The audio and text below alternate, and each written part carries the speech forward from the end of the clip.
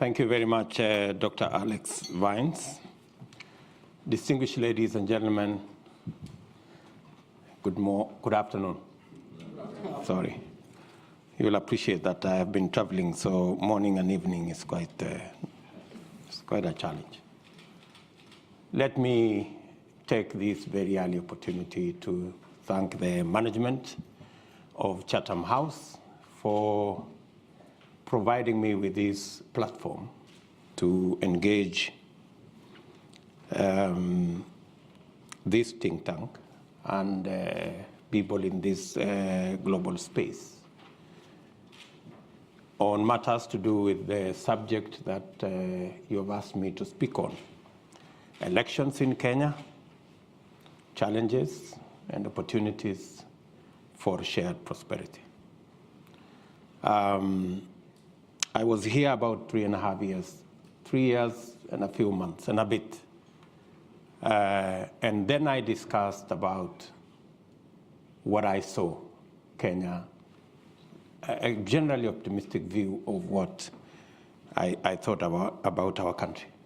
And in the context of our region, the challenges that we face in that part of the world. We live in a neighborhood that has many challenges, but in that context, Kenya still stands out as the place that can provide the necessary stability and the anchor for the engagement of our region with the rest of the world. On 9th of August this year, the people of Kenya will go to polls and we will have an election. A lot has been said about that election. I want to commit on this platform that we will work and deploy every resource in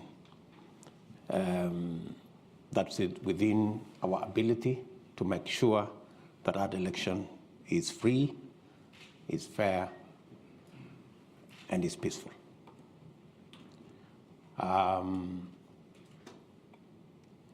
We have confidence in the Independent Electoral and Boundaries Commission that they can deliver a credible election if they are properly resourced, they are supported both by government and our development partners and friends, as has been the tradition of support to IEBC. That election is a decisive election. I may also call it a transition election, because in it we have either to transit into a prosperous Kenya, or we could regress into something else. There are largely, from where I stand, there are 3 propositions on the ballot this year.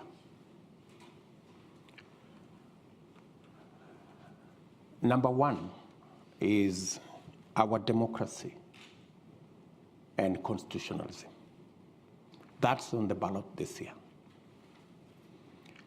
On our side, we believe that the way to the future is to consolidate our democracy by completing the implementation of our 2010 Constitution that is largely a very progressive constitution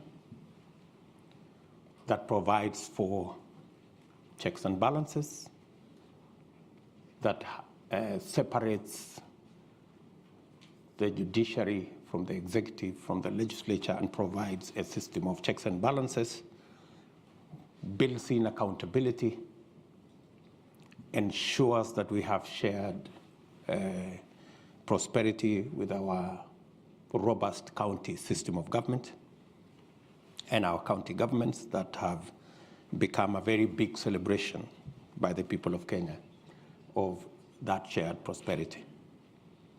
On the other side of the divide, of course, we have our competitors who now have doubts about our 2010 Constitution. They have proposed a raft of amendments in the region of 72 different amendments in an exercise called the BBI process. And they want to bring back an imperial presidency. They want more power given to the president. They want the president to have power over the judiciary. They want the president to appoint an entity called ombudsman that seeks to supervise and superintend the judiciary. They want the president to go back to appointing ministers from parliament, which in our opinion undermines the oversight responsibility of parliament. If you inject members of the executive into parliament, we go back straight where we were before the new constitution. So on one side, we think we should be able to consolidate our democracy and complete the implementation of the new constitution. On the other side, they want to amend the constitution and take us back where we came from 30 years ago. The second item on the ballot is our political culture. We believe that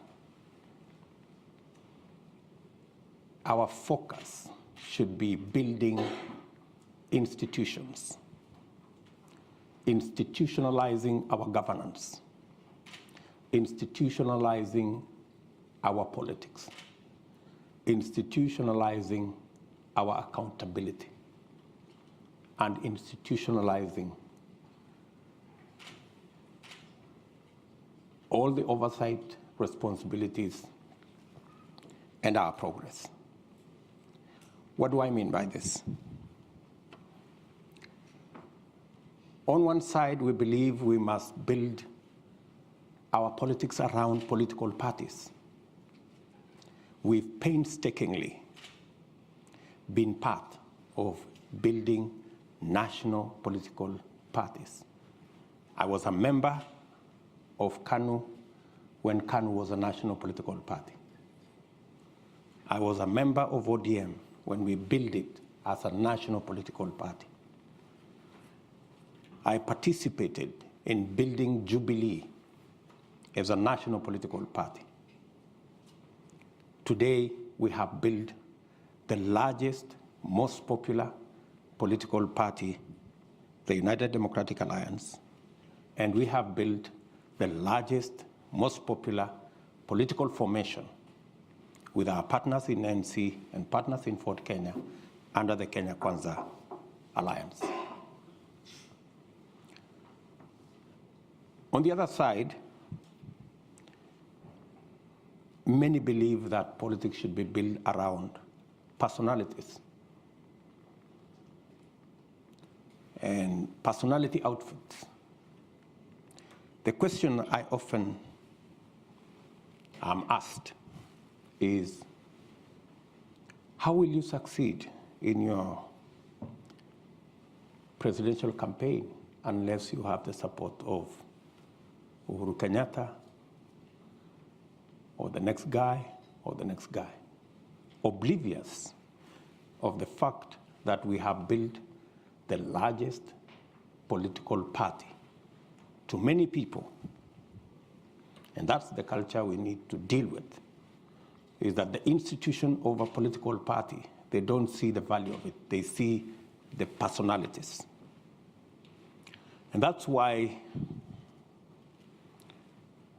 the contest in this election is, on one side, we have the team that I belong to, the team that I lead.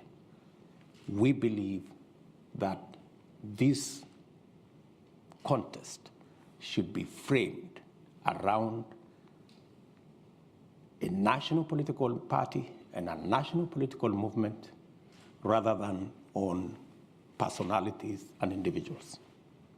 Number one, we believe that we should build our politics around an accountable executive and an accountable government with clear demarcations of the opposition and the government.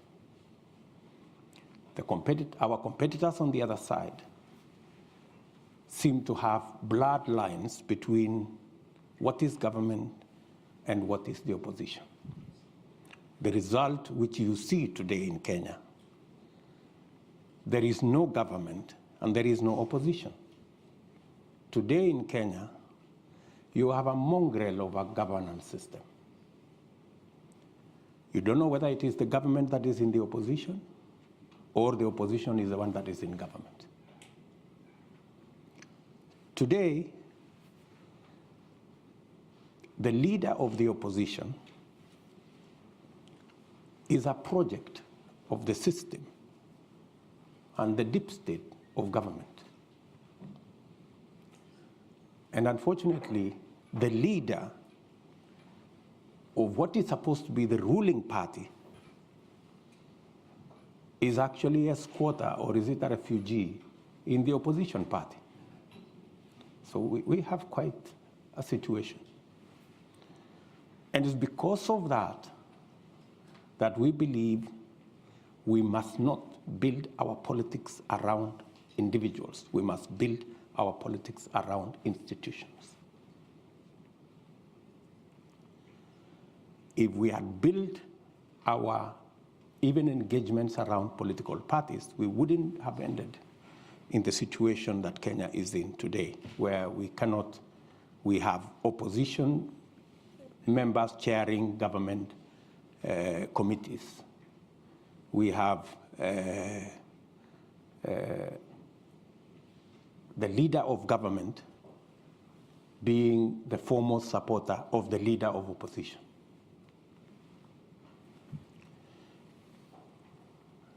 The third issue on that subject of political culture and building institutions. Today, anywhere in Kenya, people will tell you the fight,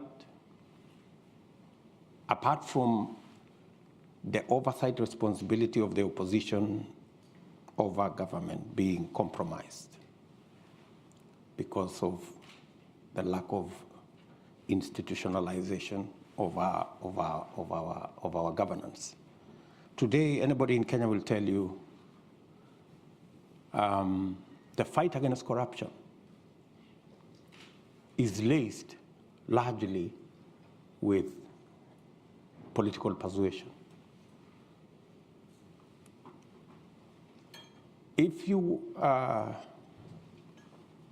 challenges of having stolen from the public, you only need to be a friend.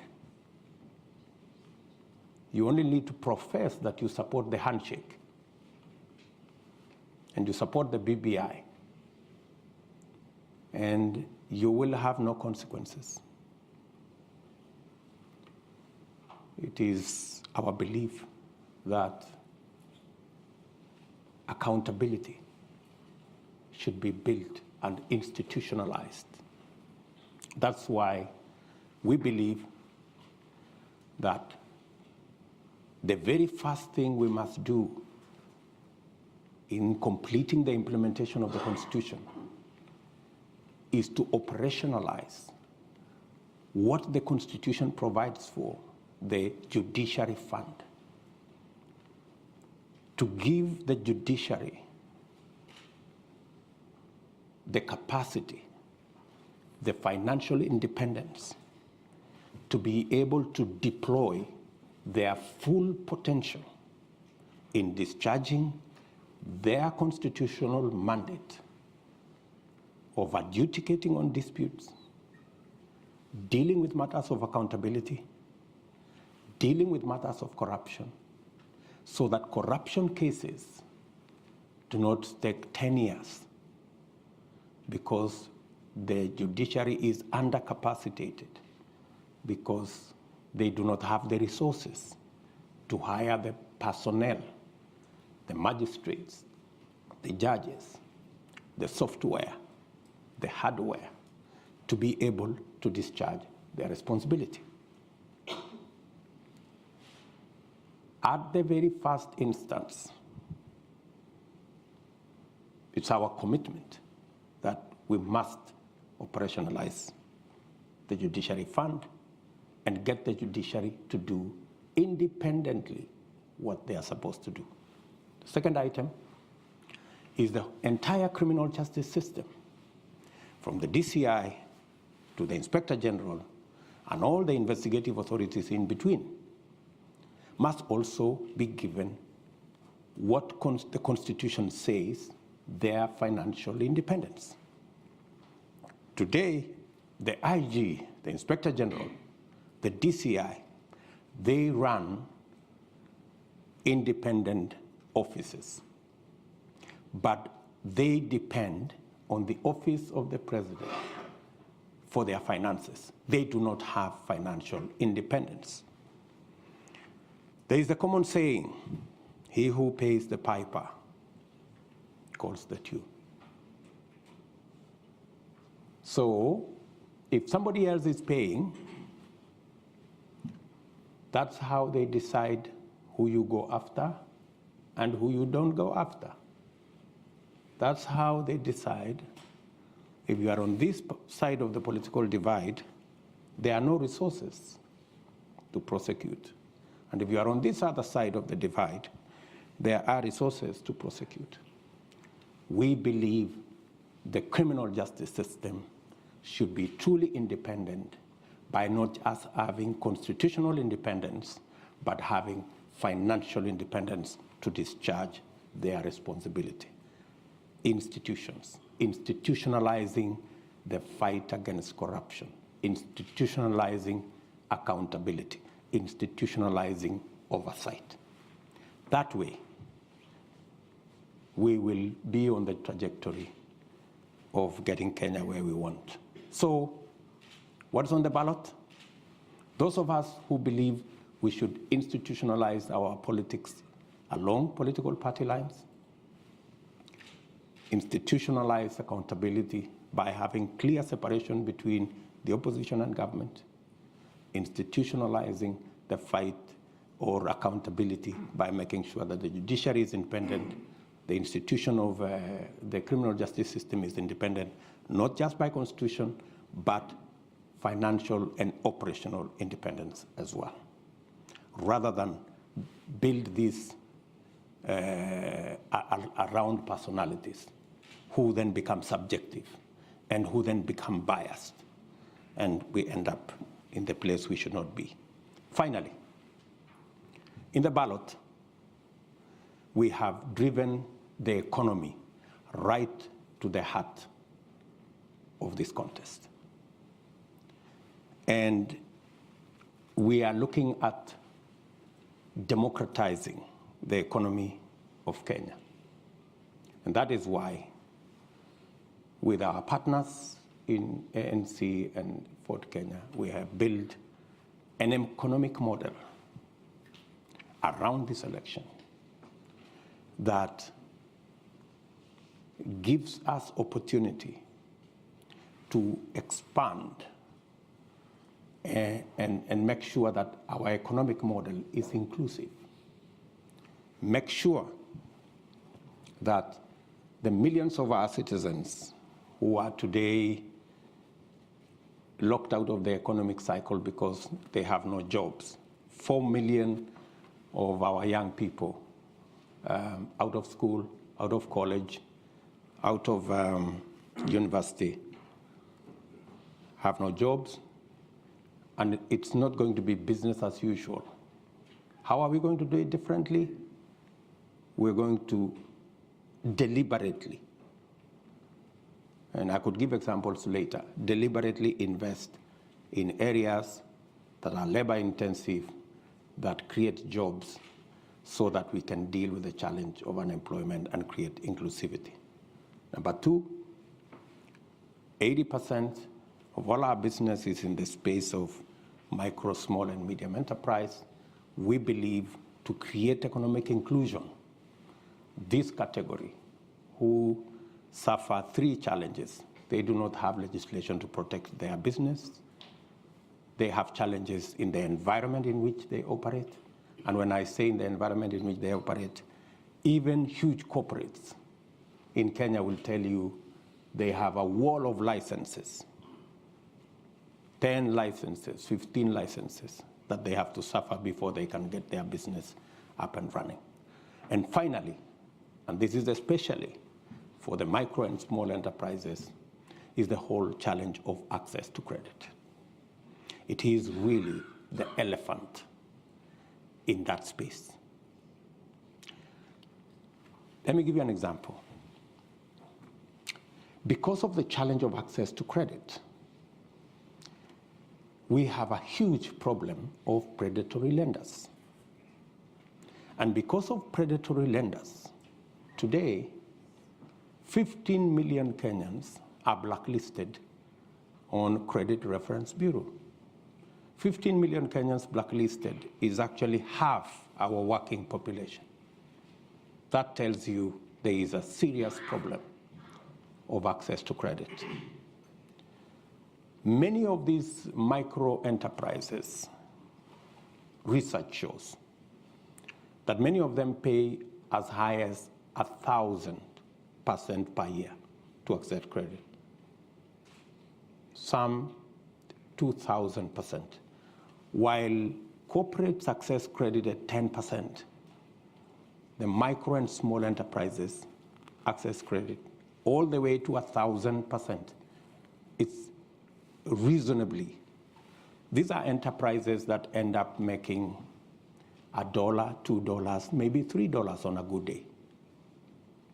And with just access to credit, reasonable credit, affordable credit, you can actually increase their income from $2, $3 to $6, $7. You can double their income just by making sure that we access credit.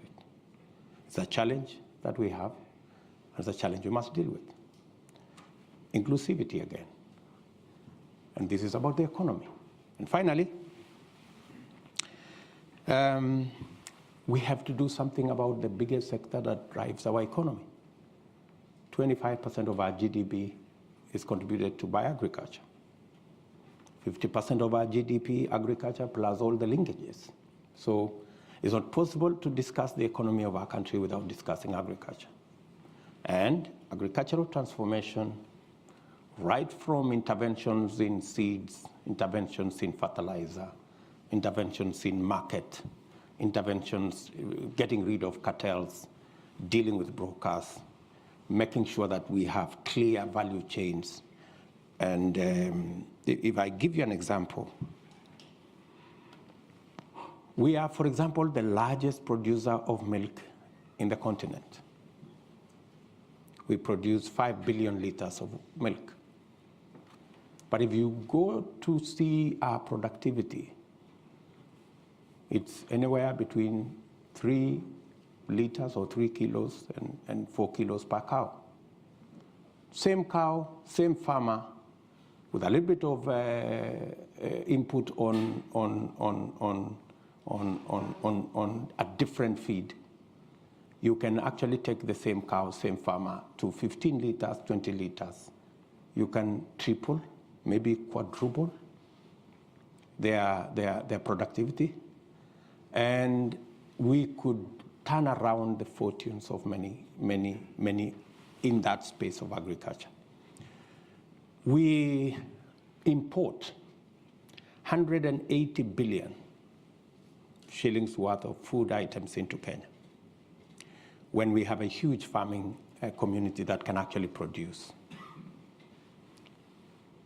12 million households in Kenya are in the category that majority end up being net importers of food, yet they are farmers. We need to build the capacity, increase the productivity of these people who are already in the farms, so that they can produce enough for them to eat. And with enhanced productivity, they can begin to help us manage the 180 billion import bill by supplying some of it. So that's really the trajectory I would want us to look at. So we have pushed this whole economic discussion into the equation. Our friends on the other side, maybe they will explain to you what I have heard them talk about is the old stories, the things that haven't made a difference in Kenya. And so I consider that, as I conclude, I consider that the people of Kenya have a choice that cannot be clearer. And it will determine whether we go forward as a stable, progressive, democratic, constitutional country, or we regress to what we see part of the world going. Maybe we see what's going on in Ukraine, that people are beginning to roll back democracy, go back to more authoritarianism and that kind of thing. And the people of Kenya, in my opinion, their choices are very clear. They will choose wisely, and they will choose the next government that they know can deliver prosperity going into the future and overcome their challenges. Thank you very much.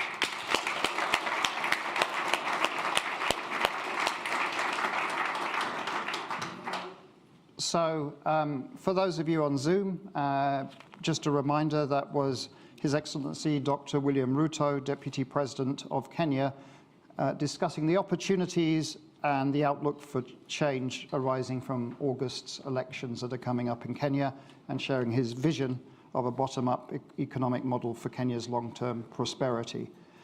Just a reminder to everybody in this room that this event is the first of a series of events that we're organising at Chatham House on Kenya's 2022 elections and political developments.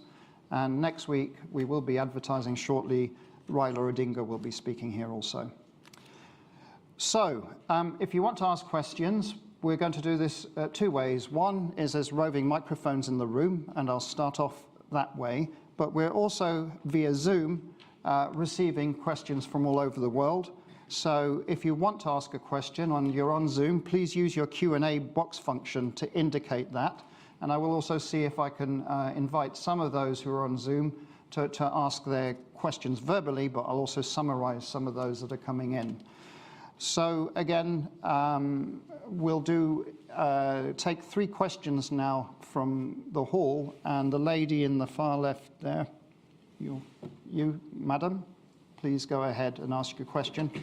Thank you. Deputy President, we'll take questions in 3s, so if you just take down. Your Excellency, Deputy President of Kenya, distinguished guests, Dr. Alex, my fellow Kenyans, first I say karibuni to our guests, and jambo. So, Mr. Deputy President, I've got 2 questions. First of all, let me just say, my name is Rosemary Adigor, and I'm the PR and Marketing Director for Azimio UK chapter. So I've got 2 questions for you. First, when you formed the government with His Excellency President Kenyatta, he treated you more like a principal. And in that case, you were given some of the most powerful dockets that, as any deputy president, we've never seen that sort of. So that was generosity from his part. But you also played because you also brought the number with you. So it was like this. So what I want to ask is, what are you going to do different, having seen the level of corruption, unprecedented corruption that engulfed our country to an extent whereby people can't even afford to buy milk, people can't even afford to buy even just oil. And yet we have people who they are just rolling in lots of money. They are just, they can have a car from Monday to Sunday. And Kenyans are starving. Second question, please, because we've got lots and lots of questions, please. So I just ask you, what are you going to do different to Kenyans? Second question, should you not win the election, are you going to concede defeat and be an advocate for peace in our country? Because we know the story and we are all eyes open. We are watching. Thank you. So thank you. And lastly, I just No, two. The lady in the middle here, please. Ahmed, yeah, we'll go for 3 plus 2. Excellency, Deputy President, thank you for sharing with us your convictions. I am Nashwat Megwar, Head of Political Practice at Concerto Global Public Affairs. I have 2 questions. The first one is a more political one. As we all know, on 9 August, there are many risks for a fair election. So on which tools do you rely to ensure a fair, transparent and inclusive election, and how can the international community support you this way? The second question is more economic. How can the international investors plug to your bottom-up platform vision to create employment and value in Kenya? And how can they become, as you say, true hustlers for Kenya? Thank you very much. And there was one gentleman there, you, sir. Yeah. One question, please, because I want to try and get a diverse number of questions. Ladies and gentlemen, distinguished guest, His Excellency, my name is Lashan Lethbridge, and my question for you today actually is just, well, the one. Kenya's shared prosperity in the region of East Africa can only happen if Kenya protects its borders, and I'd actually like to hear your thoughts on the internal security of Kenya and its armed forces, and what your thoughts are to have a prosperous Kenya and a safe Kenya. Right. Thank you very much. Yes, I have been Deputy President for 9 years. I don't know which dockets were given to me, because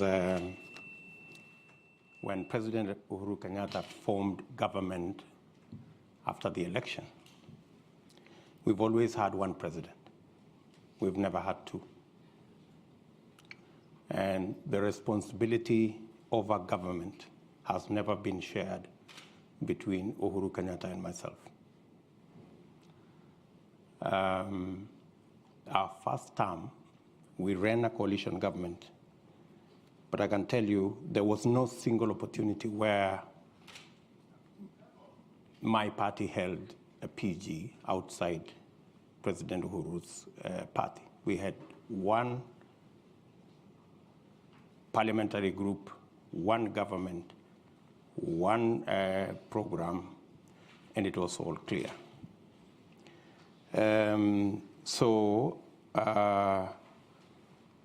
There were no dockets that were given to me. I didn't appoint no minister anywhere. Everybody was appointed by the President of Kenya. And the difference, maybe you could ask, is between our first term and our second term.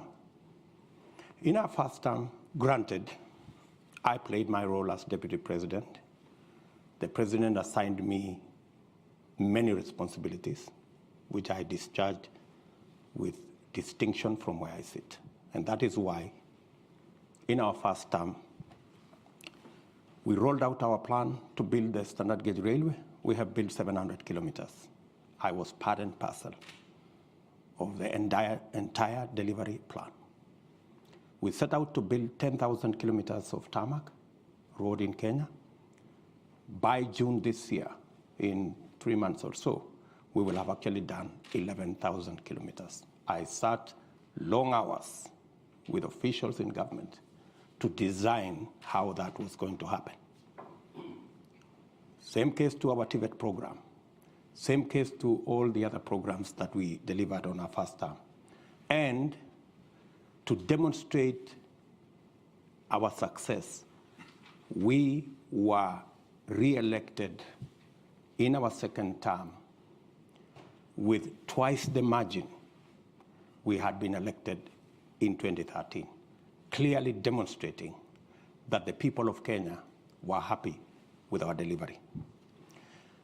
Unfortunately, in our second term, because of the political dynamics that came into play, the president told me that he wanted to do things differently. And he didn't want what had become normal in Kenya, that this was Ruto. He wanted a Uhuru. And I had a discussion, a candid discussion with him. And when he told me that's what he wanted, and he wanted to run this government because he wanted his legacy alone as the fourth president of the Republic of Kenya, I was not fussy about it, because he decided that whatever I did in the first term to coordinate the government programs, work on assignments that would consolidate our plan, he decided that he wanted somebody else to do it. And I didn't complain. So Executive Order number 1 came into force, establishing a different arrangement in government. And I had no quarrel with it, because that's how the president wanted to deliver on his second term. Unfortunately, the people who the president maybe gave that responsibility failed him, because the whole Big Four plan fell apart. The housing plan never took off. The universal health coverage never took off. The whole space on agricultural transformation faltered, and we didn't see any of that plan.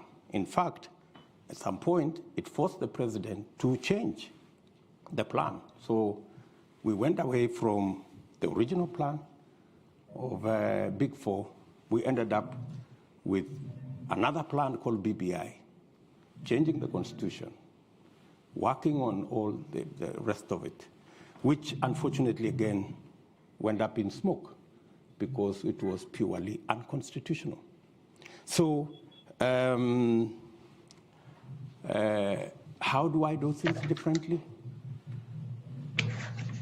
If we had done things the way we had done in our first term, making sure there are clear lines between the opposition and government, so that government can be held to account, so that the opposition can play its role, so that instead of the opposition being lackeys and being brokers and being the ones organizing cartels in government and participating in corruption, they should be providing oversight.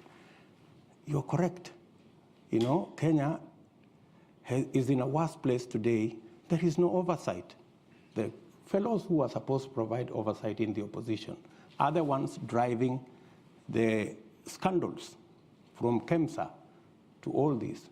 They are the ones participating in the troubles. Coming to my grand lady here, yes, there are people who are skeptical about whether we will have free, fair elections, and especially peaceful elections. The point of elections being violent for the last 3 elections has largely been the refusal by participants of the election to accept the outcome of the election. That has been the point of departure. I can say with a lot of confidence that the last 2 elections did not have tribal anglings.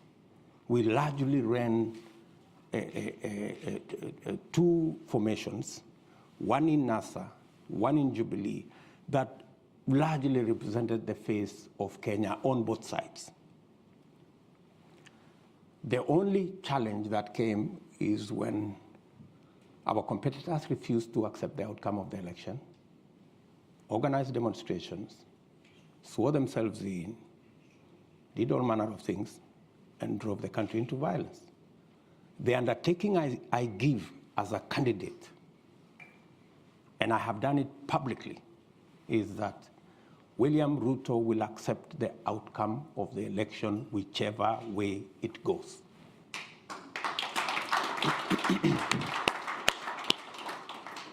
And I want all the other candidates to make the same commitment. They have not made the same commitment. They are dodgy about whether they will accept the outcome of this election. In fact, many on that side, it's in the public domain, have said they will rig the election, right? Many on that side have said, to those who care, even if William Ruto wins this election, Uhuru Kenyatta will not hand over power to him. They've said that in public, right? So what we need is those of us as Kenyan leaders, the Kenyan public, and our friends in the international community to speak to all the candidates so that they can commit in public unequivocally that they will accept the outcome of this election. And I say so, especially the notorious ones who have never accepted the outcome of any election until they commit that if they lose this election, which is most likely going to be the case, that they will accept the outcome of the election. That way, we can guarantee peace after the election by making sure that all the participants do what I have done publicly.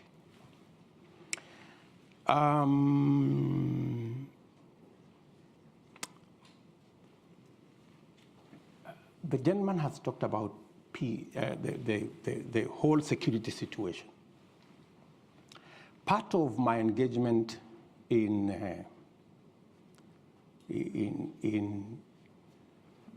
me reframe it first. Addressing ourselves to the inclusive economic model goes a long way in managing the security situation within our country, because many of times the contestations and the conflicts are around resource sharing. The sooner we address ourselves, increase the possibility of our pastoralists, make sure that we enable our pastoralists, enhance their productivity, enhance the productivity of our farming communities, build resilience, and make sure that we using the inclusive economic model, we carry everybody along. We will pacify the country within. And working with our international partners, and this is the discussion I was having with the State Department, and hopefully I will have that statement with the Minister for Defense and the Minister for Africa tomorrow here in the UK, is on how we can build on the partnership that exists at the moment to deal with violent extremism, and to deal with the challenge of terrorism, and to deal with the issues that are cross-border, how we can build that alliance around AMISOM, around the partnership we have to secure not just Kenya, but to secure the region so that we can make it available for investors and for partners to work with us in the progress of our country.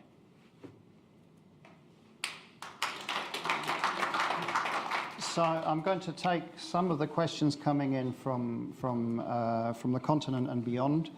So be patient, please. We've got way too many questions here to deal with in the short time we have, but I will also overrun 10 minutes today, and I will overrun next week by 10 minutes also, so we have equity.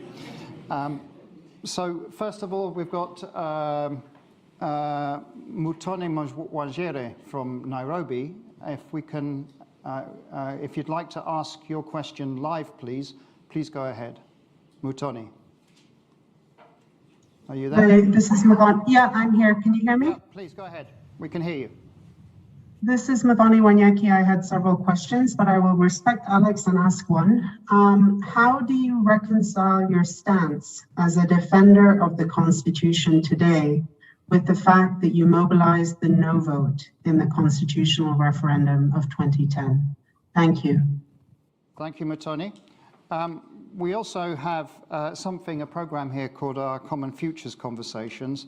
And so our next two questions will be from young members of that project. For your information, Deputy President, the Common Futures Conversations project at Chatham House is a centenary initiative. We celebrated our centenary in 2019 that uses a bespoke online platform to provide space for young people in Africa and Europe to share perspectives on key global issues and engage in policy makers.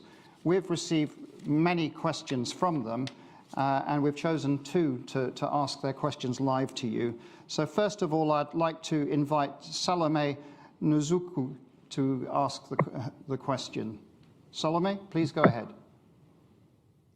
Thank you for the opportunity to ask this question. My name is Salome Nzuki. I am a founding member of the Common Futures Conversations community and also a Chatham House Youth Advisory panelist. Currently, I work at the Ministry of Foreign Affairs here in Kenya. Excellency Deputy President, how will you tackle violence against women, safeguard women's rights, and promote gender equality if elected as the 5th President of Kenya? Thank you. Thank you very much. And then the second question is from Daniel Orogo. Daniel, please go ahead. Hello, my name is Daniel Orogo. I am from Nairobi, Kenya. I am a member of the Chatham House Future Conversation program, and I am a panelist in the political governance. Your Excellency, the Deputy President, President Kenyatta has admitted severally in different platforms that there is nothing he can do to fight corruption. In fact, he has, in one occasion, thrown up his hands on air and says that there is nothing I can do. What do you want me to do? So as part of the presidency that you have been part of, I am interested to hear how you have seen in your campaigns that you do not really articulate about corruption. And I've heard your presentation about the fund, about institutionalization, but I admit that it is coming until late that you too have been dodgy about your agenda about fighting corruption. Is it by default? And if so, what is your pragmatic agenda in tackling corruption under your presidency if you will be elected? Thank you so much. Thank you, Daniel. And the final question is from Uredo Makoji, which is one about tourism, I believe. Uredo, please go ahead. No? No, Uredo? Okay. Maybe you answer those questions. Okay. Maybe let me start with Wanyeki. Let me tell Wanyeki, I am a Democrat. And when you are a Democrat, when you participate in a contest and you lose or win, you must accept the outcome of that contest. We went to a referendum. Yes, I mobilized the no vote because I had misgivings about sections, not the whole constitution, sections of that constitution. But when the people of Kenya decided that this is the constitution they want to have, as a Democrat, I had to accept that this now is our document. And I have every right to defend the current constitution because it is the constitution of the Republic of Kenya. And I am a Kenyan. It is a paradox that William Ruto, who had misgivings about sections of the Constitution, today is the defender of the Constitution against the people who pushed for the adoption of the Constitution, who today have become the biggest enemies of the same Constitution. They want to mutilate the same Constitution. And it has to take William Ruto to defend the Constitution of Kenya. Isn't it an irony? I think the people on the other side have more questions to answer than I do. Salome. I quite agree with Salome that we must be even. We are the losers when we exclude women from the leadership of our nation. We have seen the value of women leaders. We have seen the contributions that they make. I have nominated no less than 4 women who have gone ahead to win elections because they've been given a chance to serve. So the more women, the more we provide opportunity for women to participate in leadership, the better for everybody. And that's why, even in the BBI process, I was against getting women from elected positions and making them nominees, of people, their friends, their relatives, their girlfriends, and all the rest of it. We must continuously provide a platform for women to be elected, for them to participate in elective politics. What are we doing? As a party, for every elective post, women pay for nominations half what men pay, as a rule. Number 2, we have made it absolutely clear. It is in the rules of our party that any violence is an automatic ticket to disqualification, especially violence against women. So violence is a no-go zone in our party. Violence against women has the severest consequences because we need to provide the opportunity for women to participate in the leadership of our nation. And going forward, we will support the affirmative action components that ensures that representation progressively until we have parity on matters to do with gender becomes part of our equation until we get everybody the opportunity to be elected. David, I don't remember what David was asking. Can you remind me, David? Corruption. Yes, good. David was asking about the subject of corruption. And precisely, he's captured it very well, that there are so many people who pontificate about the fight against corruption. He said, President Kenyatta at some point said there was nothing he could do. I think that's a question he needs to direct to President Kenyatta. I would not throw up my hands that I have nothing to do. I have something to do. I need to get the criminal justice system to have its own financial independence, give them the capacity, the software, the human capital, the hardware to deal with corruption. I have said that I will roll out the judiciary fund to enable the judiciary to deal with accountability by providing them the human resource, the financial independence, the hardware and software to be able to adjudicate over matters and to deal with corruption cases expeditiously. Part of the lethargy around corruption is because it takes 10 years for a corruption case to be dealt with. Why? because the whole investigation chain is lethargic, and the judiciary do not have the capacity to fast track because they are constrained financially, because we haven't made it possible for them to have that capacity to deal with matters to do with corruption.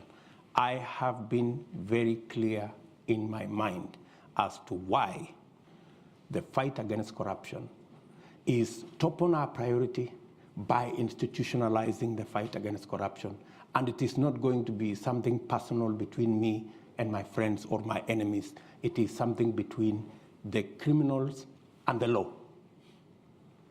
And in my very honest opinion, the rest of the people who are giving us long lectures about corruption, it is public knowledge in Kenya that there are people who run a laundry to clean, corrupt people.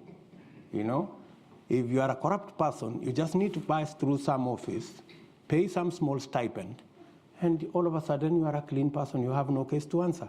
I don't think that's what fighting corruption is all about. I don't think personalizing the fight against corruption so that it is me versus my enemies, that's not how to fight corruption. The way to fight corruption is to build the institutions that can independently deal with the challenge of corruption. One final thing.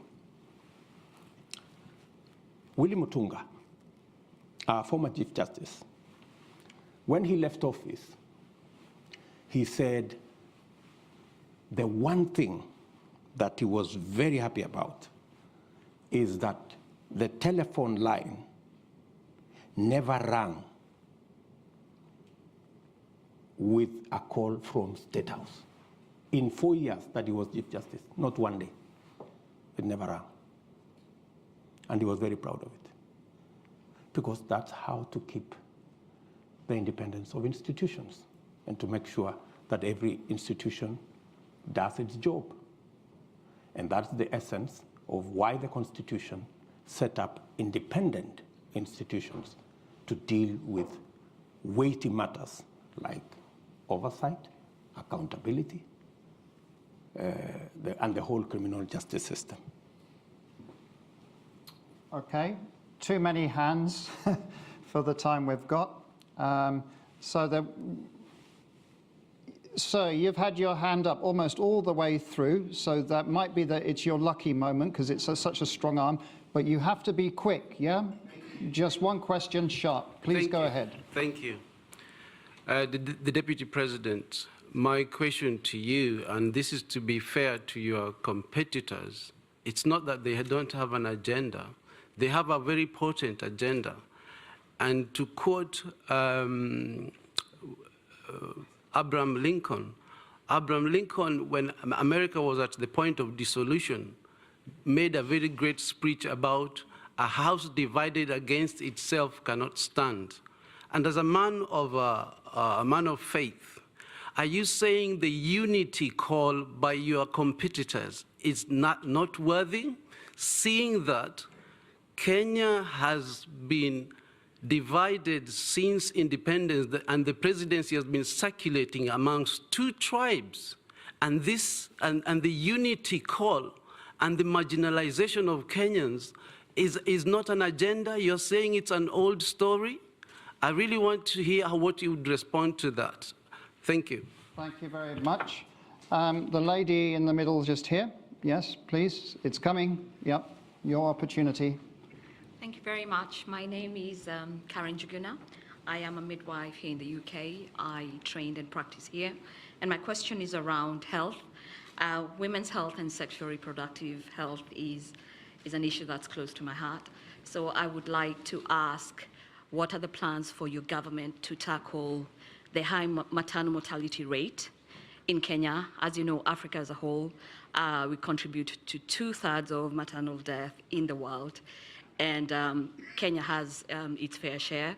And also to ask what your opinion is in terms of legalizing abortion, which is one of the highest contributors of maternal mortality, and how we can evolve these conversations that are very emotive and also very driven by our faith. But as a profession, putting my professional hat on, I think that we need to have this discussion. Women need to have choice and also look at ways in how we can prevent women from dying from preventable causes. I know there's a lot of work that has been done by the Beyond Zero campaign, and it would be interesting to see how you can, what are your plans in terms of building on that and ensuring that no woman should die from preventable causes in childbirth. Thank you very much. And then the last question, and here's the gentleman there with the blue checkered top. Yeah, you, sir. Good afternoon. My name's Joseph Muchibi. Ladies and gentlemen, Your Excellency, welcome to London. First question. One question, please. We've got no more time than that. One. Okay. Painstakingly has been a dominant word that you've used in explaining your role in political parties. Again, painstakingly, you formed the UDA. Political parties, ideally, are supposed to be the forum upon which public participation is effected for real politics to make sense. I feel for you,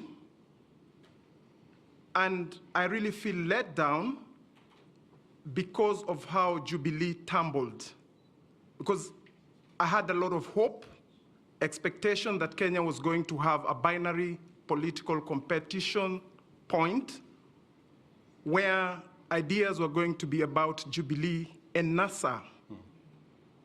That down the drain, back to the tribal fiefdoms that are being created. Now the question is, you are on record as having formed or led the United Republican Party, URP. You stand on that podium and acclaim yourself a Democrat. So there is the Republican and the Democrat you. So now, Republican basically comes from republic, we the people. Democrat is about majority, minority having their say, having their way. Very clear definitions. I like to be very clear with how I define my questions and how I frame my issues. Now, the problem in Kenya is, or as it is, the parties as we have them are operating at the behest of the political leaders, briefcase parties, owners of parties. People do not have, because recently in one of the NDCs, a list came and names were mentioned and the question was put to the floor, yes, nays, yes, have their day, elections. Really? So now what commitment do we have from you that the party you're forming, the UDA, will be about elections and not people serving at your behest? Then, Mr. Sorry, Your Excellency. sorry. That's enough. We don't have any more time. No way. Yeah, okay. Deputy President, I've just got a few cluster of questions here, which I'm just going to summarize. Why don't I answer these ones first, and then you Okay, and then we'll have that. So go ahead, Okay. and then we'll do one final round. we can meet later. My good brother, I didn't get his name at the back, says, am I dismissing the calls of unity?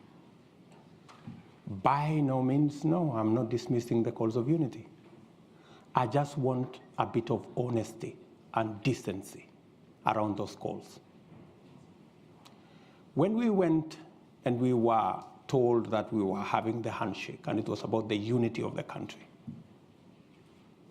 It later turned out that it was a conspiracy. It wasn't genuine. You know, what happened? There was no unity. There was no building bridge. There was nothing. What happened? The handshake destroyed Jubilee, the ruling party.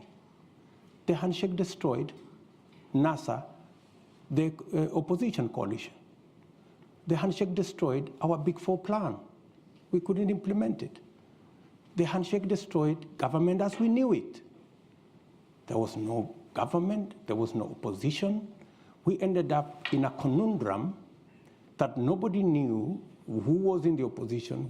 So, as we call for unity, is it the unity of the leaders or is it the unity of the people? It is way different, because there is a push by our competitors that the unity they understand is that if you have 3, 4, 5 leaders from their communities deciding to work together, that is unity, and every Kenyan should be satisfied with it. We hold a different view. We believe that the unity of the nation will be built around getting everybody included, the inclusion, the political inclusion. That's why we are building a national political movement. That's why we are building a national political party. That's why we and our competitors and our friends, we are building a national political formation. Economic inclusion. It's not that when a leader has occupied an office, he has occupied an office on behalf of his community. No. It is the economic inclusion that will create the unity of the nation. And to speak to you directly,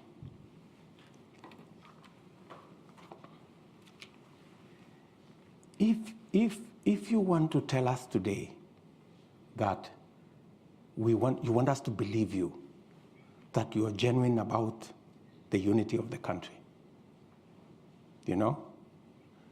And you have just come from your commitment. You said, this is my commitment, this is my word as a leader.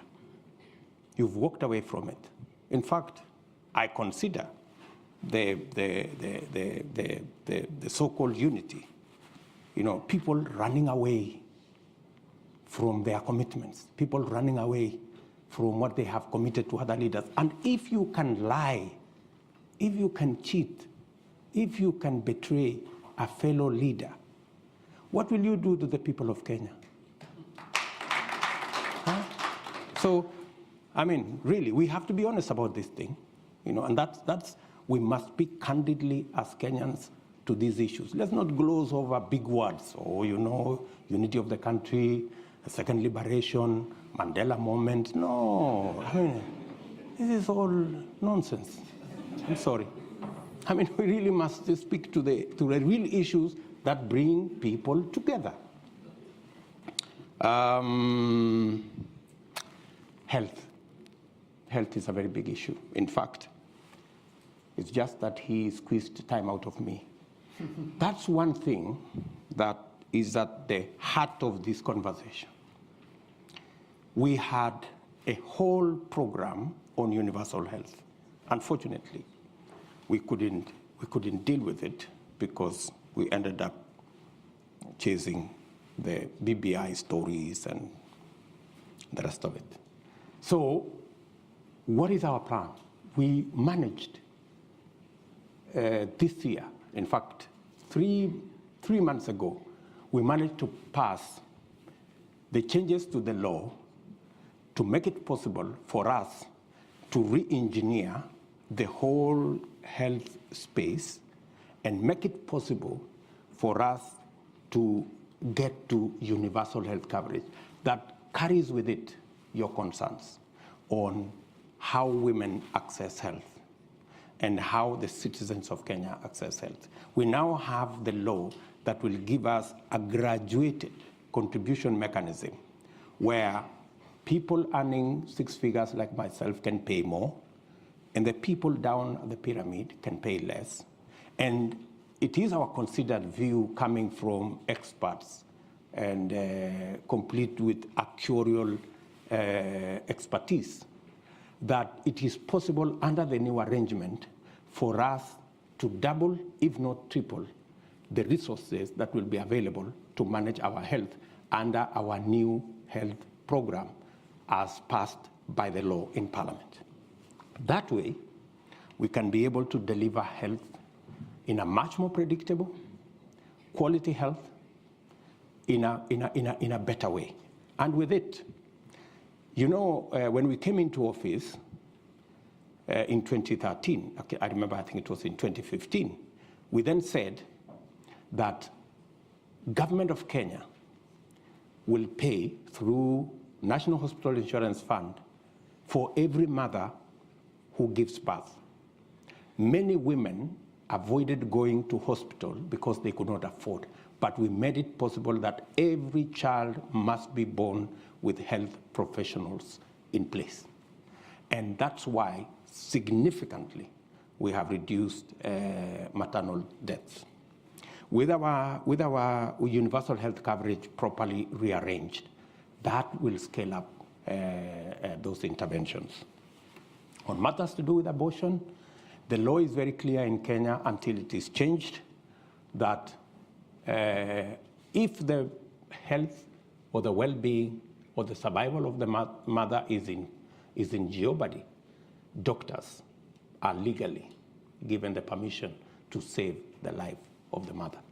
So that the provision on where life is in danger is already captured by our law. Maybe then, unless you're talking about something much more progressive, then that's another discussion. Kenya is a democratic country. We will have a conversation. And when we get to that place where we make that decision, then we will implement it in whatever fashion that the law will provide at that point in time. Mushibi, sorry. Yeah. On what guarantees do we have to make sure that we are not transiting from this party and the parties are not democratic and that kind of thing? I am the biggest loser when it came to the collapse of Jubilee. I had invested, the same way I see that passion in you, I had invested a lot of emotion, a lot of effort in building the Jubilee Party. Unfortunately, we tried. The members of my team who are sitting here, who are members of Jubilee, know that I was the last person to accept that we move out of Jubilee. I was the last person. They are here, they are seated in this table. I was the last person.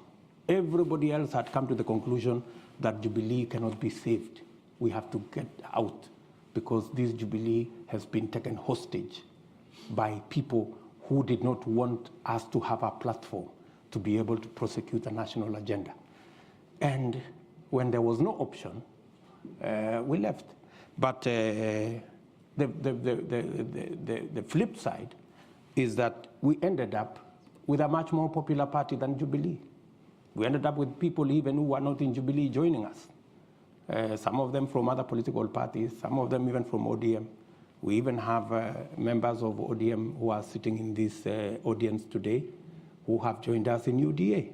So that's what it is. So I quite, the same way you sympathize with me, I also sympathize with you because I could see you are a great believer in that party. We don't have any more time for questions from the audience. This is the Royal Institute of International Affairs, so there are two questions that I've got from Joel Keefe and also from Amitav. One is, if you're president, what's your position on the East African community? How are you going to get unity on it? And do you have a vision for common currency? And the second question was about what's going on in Ethiopia. How worried are you for Kenya? Those are the two questions.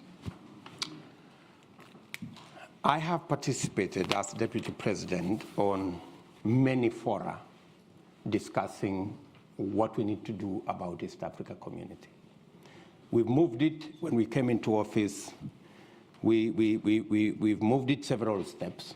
In fact, today, I think the intra-trade in East Africa is about either 18 or close to 20%, making it the most progressive trading bloc in the African continent. We have provided the leadership for that to happen, eliminated barriers, requirements for people can now cross borders in East Africa using IDs. Students learning in different countries can pay fees using local currency. I think we are making that progressive. We are admitting DRC into EAC as part of building the necessary network that would enable us to do more trade. And I believe that EAC presents an opportunity for not just Kenya, but for the international community to work in the East Africa arrangement and access opportunities from any of the countries into the East African region. I also see EAC as a building block to Africa Continental Free Trade Area. That space is very important because it gives us in the continent latitude to access and to persuade investors from the rest of the world that we have a mechanism that they don't have to do multiple things in every country, that operating from one country, you can have access to the entire African market. As to the issues going on in Ethiopia, I believe from a Kenyan perspective that we must work with Ethiopia towards a peaceful resolution of what's going on in Tigray. Ethiopia is so important to Kenya because if anything were to happen to Ethiopia, it would put a lot of pressure to Kenya because then we become the only country stable that can then, anchor that whole region. So Ethiopia is important to us. We have gone out of our way as a country to provide the mechanism for there to be a discussion, a dialogue, and possible a resolution of the issues in Ethiopia, so that together with Ethiopia, Kenya can begin to see how we can stabilize Somalia, complete the elections in Somalia, and make it possible for them to establish a government that we can work with so that we can form the structures of government. With Ethiopia, again, work on South Sudan to complete the peace discussion there so that we can also settle the government there, and also work with the Sudan so that we can transit from the military to a civilian authority, again, to consolidate the whole of Africa and that region so that we can have a peaceful neighborhood. Thank you very much. So first of all, first point, I want to apologize that we overran a bit. Your indulgence is much appreciated. We will overrun next week for the same amount. Secondly, you're of course all welcome to register for next week, so we'll be very happy to see you again. And also just to to tell you, in fact, the Deputy President mentioned the AFCTA. Well, we've got the Secretary General of the AFCTA speaking at Chatham House at the end of this month, so we also hope that you'll come back and listen to that. And finally, most importantly, if we can all thank His Excellency Dr. William Ruto for being with us today.